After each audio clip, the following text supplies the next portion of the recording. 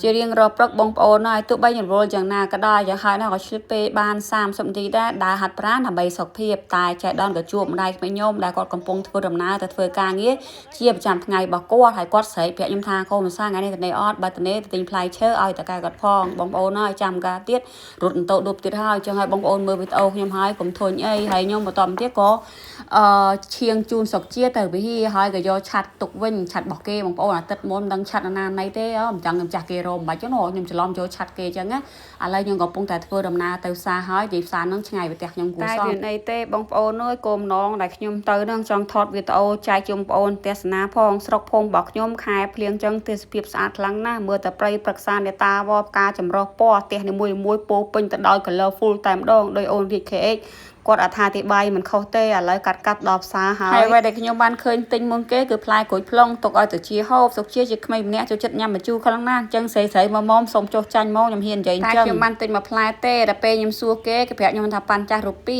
ប៉ាន់ចាស់រូពីបើគិតលុយខ្មែរហ្នឹង2300ឬក៏50រូពីហ្នឹងឯងបងប្អូនមកតទៀតខ្ញុំដើរទៅរកទិញផ្លែឈើឲ្យតកែរបស់ខ្ញុំហើយអ្នកស្រុកឥណ្ឌាជាពិសេសអ្នកកើតទៅនោមផ្អែមគាត់ចូលចិត្តញ៉ាំខ្លាំងណាស់អាផ្លែផ្លាំគេនេះគាត់ថាញ៉ាំទៅវាចុះជាតិស្ករបានល្អហើយអ្នកដែលប្រាប់ខ្ញុំបែបហ្នឹងគឺអ្នកឈរចិត្តខ្ញុំនឹងឯងបងប្អូនអញ្ចឹងហើយក៏ខ្ញុំទិញកន្លះគីឡូជូនឲ្យម្ដាយពេញខ្ញុំពីសាហើយគាត់បានសួរខ្ញុំថាខ្ញុំមកពីប្រទេសណាគាត់ថាខ្ញុំហ្វីលីពីនអីអញ្ចឹងខ្ញុំថាមិនមែនទេខេមបូឌាគាត់ឮខេមបូឌាគាត់ surprise ខ្លាំងណាស់បងប្អូនគាត់ថា first time ឯងដែលជួប lady from Cambodia អញ្ចឹងហើយក៏ជាឱកាសសម្រាប់ខ្ញុំដែរខ្ញុំក៏ recommend គាត់ឲ្យទៅលេងស្រុកយើងហ្មងទៅនិយាយទៅបងប្អូនខ្ញុំមិនថាទៅកន្លែងណាកន្លែងណីទេឲ្យទៅមើលទៅគេរស់រាយតាក់គេស្នំស្នួនខ្ញុំតែងថាឲ្យគាត់លេងស្រុកខ្មែររបស់យើងឥឡូវដល់វគ្គខ្ញុំទិញផ្លែទៀបឲ្យតកែរបស់ខ្ញុំបងប្អូនខ្ញុំសួរអ្នកលក់អើយផ្លែទៀបហ្នឹងលក់ល្មិចដែរលក់ជាគីឡូឬក៏រាប់ផ្លែអ្នកលក់ថាអត់ទេមីនាងឬក៏ហៅខ្ញុំថាណាផ្លែទៀបហ្នឹងគេលក់រាប់ផ្លែទេ5ផ្លែ40រូពីឬ100រូពីហើយតកែរបស់ខ្ញុំក៏គាត់សួរខ្ញុំថានៅណានៅចឹងទៅតែបើនៅផ្សារជួយទិញអំបោសគាត់ផងតែខ្ញុំណែបងប្អូនអំបោសឈើភាសាអង់គ្លេសអត់ដឹងមានន័យថាម៉េចទេអញ្ចឹងហើយខ្ញុំប្រាប់ថ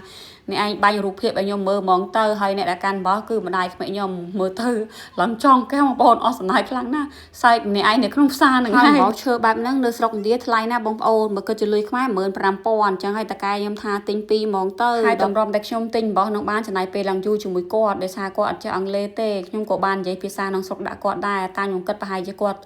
់ចាស់ចឹងទៅខ្ជាគាត់ធ្ងន់ណាស្ដាប់អត់បានទេចឹងហើយមានតែខ្ញុំនិយាយបតាកាយវិការយកហ្មងតែមិនទាន់បានយកវ៉ាន់ឲ្យតកែរបស់ខ្ញុំទេបងប្អូនឈៀងមកផ្ទះខ្ញុំសិនដោយសារវាបោធ្ងន់ពេកចឹងឥឡូវខ្ញុំកំពុងធ្វើដំណើរទៅផ្ទះគាត់ហើយដល់ពេលទៅដល់ក៏ឃើញម្ដាយក្មេកខ្ញុំមុនគេម្ដាយក្មេកខ្ញុំគាត់បានសួរខ្ញុំថាកូនភាសាជ្រុលឲ្យទិញអំបោសឲ្យគេហើយមិនក៏មិនទិញអំបោសឲ្យគាត់មួយផងខ្ញុំប្រាប់គាត់ថាម្ដាយក្មេកអើយបើសិនជាមិនបានប្រាប់កូនភាសាមួយនេះផងមិនខ្ញុំដឹងបើសិនដល់ខ្ញុំទិញឲ្យបាត់ហើយចឹងហើយចាំលើកក្រោយមកទៅមិនអីទេ1ទៅ300រូពីហ្នឹងហើយម្ដាយក្មេកខ្ញុំគាត់បានហៅខ្ញុំនឹងសុកជាឲ្យញ៉ាំបោកតែសុកជាគាត់ថាសេណូហើយគាត់អត់ចូលចិត្តទេដោយសារដាក់ក្លិនឥណ្ឌាជួលពេកឯខ្ញុំវិញញ៉ាំបានខ្លះបងប្អូននៅស្រុកឥណ្ឌាក៏គេមានបោកដូចយើងដែរតែរបៀបញ៉ាំរបស់គេខុសពីយើងបងប្អូនគេយកទៅចម្អិនដូចធ្វើម្ហូបអាហារចឹងទៅគេដាក់ស្លឹកការីផងគេដាក់ដូងគេដាក់ល្មៀតចឹងហើយនឹងមានគ្រឿងឥណ្ឌាផ្សេងទៀតដូចជា mustard ចឹងទៅហើយថ្ងៃនេះសុកជាប្រាប់ខ្ញុំថាម៉ែអើយគាត់ចង់ញ៉ាំនំសមស្នូលផ្អែមចឹងហើយនឹកឃើញថាទៅដល់ផ្ទះតកែហើយក៏សូមស្លឹកចេកគាត់ហ្មងទៅអីពេលខ្លះក៏ខ្ញុំមិនចង់សូមអ្នកចិត្តខាងដែរបងប្អូនសូមគេញយដងពេកទោះបីគេមិនថាស្អីក៏ដោយប៉ុន្តែយើងរៀងអ៊ីខ្លួនឯងដែរហ្នឹងហើយក៏លើកទី1សម្រាប់ខ្ញុំដែរដែលខ្ញុំរៀនធ្វើនំស្នូលផ្អែមចឹងហើយខុសត្រូវយ៉ាងណាចំណៃសូមបងប្អូនអធិស្ឋានផងហើយមុននឹងខ្ញុំធ្វើហ្នឹងខ្ញុំលួចមើល YouTube ដែរតែខ្ញុំគិតថាវាមិនសូវខុសគ្នាប្រហែលទេសមស្នូលផ្អែមហើយនំបាញ់អ៊ូនោះគ្រាន់តែខុសការវាខ្ចប់តែប៉ុណ្ណឹងតែបើវាខ្ចប់តាមបែបនំអ៊ូក៏ខ្ញុំអត់ចេះដែរហើយនំសមស្នូលផ្អែមហ្នឹងសុខជាចូលចិត្តញ៉ាំខ្លាំងណាស់បងប្អូនអ្នកស្រុកខ្ញុំអត់ដែរធ្វើទេមានតែមីខ្ញុំគាត់មកពីផ្អើលចឹងទៅឲ្យតែជុំបិណ្ឌដ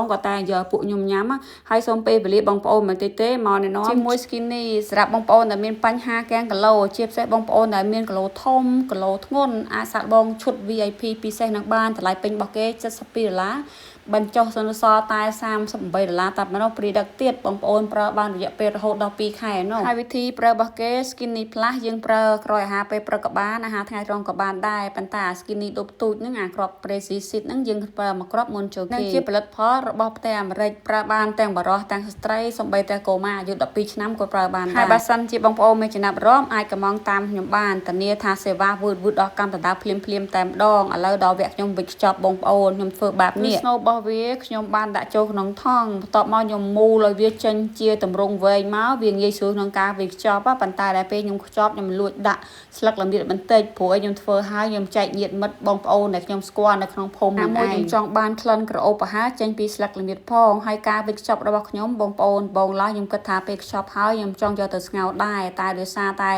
ចំណងរបស់ខ្ញុំវាតិចពេកចឹងហើយក៏ដូរចិត្តយកទៅចំហុយហ្មងទៅមួយទៀតចំណងហ្នឹងចងចេញមកវាអត់ស្អាតទេពិបាកភ្នែកខ្លាំងណាស់បងប្អូនហើយខ្ញុំអត់បានចំហុយនៅផ្ទះរបស់ខ្ញុំទេខ្ញុំចំហុយនៅចក្រានបាយម្ដាយក្មេកខ្ញុំដោយសារខ្ញុំត្រូវបោសសម្អាតជាន់ក្រោមចឹងកាត់បងប្អូនឲ្យឈ្ងុយខ្លាំងណាស់ចេញពីស្លឹកល្មៀតតិចចឹងពីស្លឹកចេកតិចអូយมันអាចភ្លេចបានហ្មងលើកក្រោយវាខ្ចប់បែបហ្នឹងទៀតហើយរសជាតិក៏ឆ្ងាញ់ដែរហើយវីដេអូរបស់ខ្ញុំក៏មានប៉ុណ្្នឹងដែរអរគុណច្រើនបងប្អូនដែលតែងស្រឡាញ់ចូលចិត្តមើលវីដេអូខ្ញុំជូនពរបងប្អូនឲ្យមានសុខភាពល្អសំណាងល្អរកស៊ីមានបានទាំងអស់គ្នាហើយចាំជួបគ្នាអូបក្រោយអរគុណ